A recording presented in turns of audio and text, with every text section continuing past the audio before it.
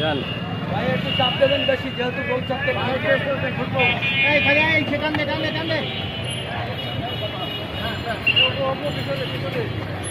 আচ্ছা ডাইনি করবে ভাই, ডাইনি করবে ভাই, জানো ভাই? হ্যাঁ ডাইনি করবে, আস্তে আস্তে আস্তে আস্তে।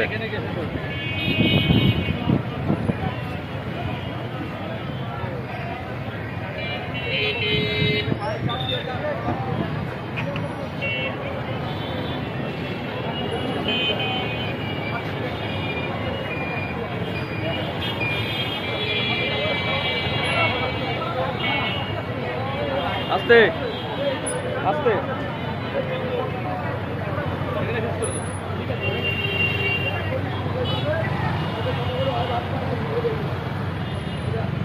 আস্তে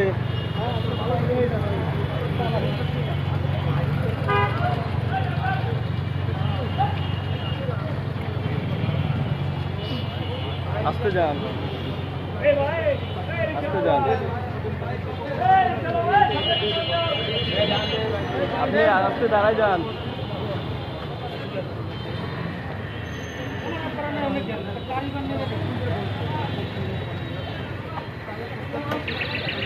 আস্তে, এত দূরে না, এত দূরে না, নিকটে নিকটে থাকেন একটু।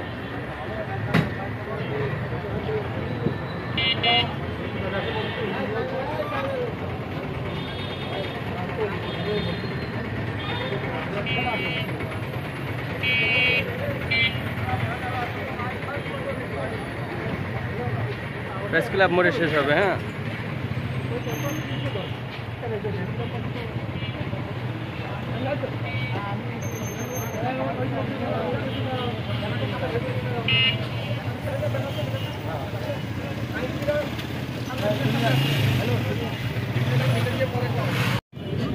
উপস্থিত যশোরের বিভিন্ন রাজনৈতিক, সামাজিক, সাংস্কৃতিক এবং পেশাজীবী সংগঠনের নেতৃবৃন্দ, আসসালামু আলাইকুম রহমতুল্লাহ।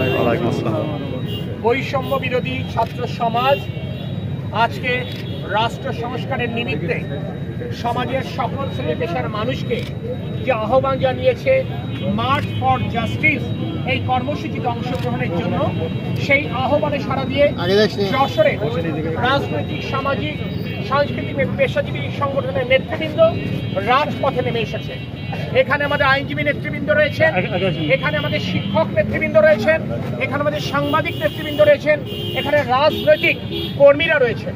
আমাদের একটি কথা, যে আর কোনো মায়ের বুক যেন খালি না হয়।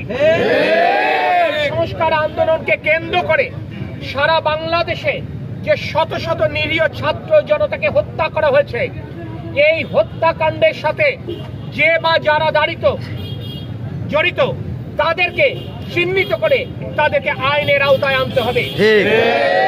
এক ব্যক্তির দম্ভ, এক ব্যক্তির জেদের কারণে আজকে দেশের যে অরাজক অবস্থা, এই পরিস্থিতির দায় স্বীকার করে দামি প্রধানমন্ত্রীকে অবিলম্বে পদত্যাগ করতে হবে। ছাত্র জনতা যতদিন রাজপথে থাকবে, সচেতন যশোরবাসী, সচেতন বাংলাদেশিরা ঠিক ততদিন তাদের সাথে, তাদের পাশে থাকবে। আল্লাহ পাক আমাদের সহায় হন। আল্লাহ হাফেজ। বাংলাদেশ জিন্দাবাদ।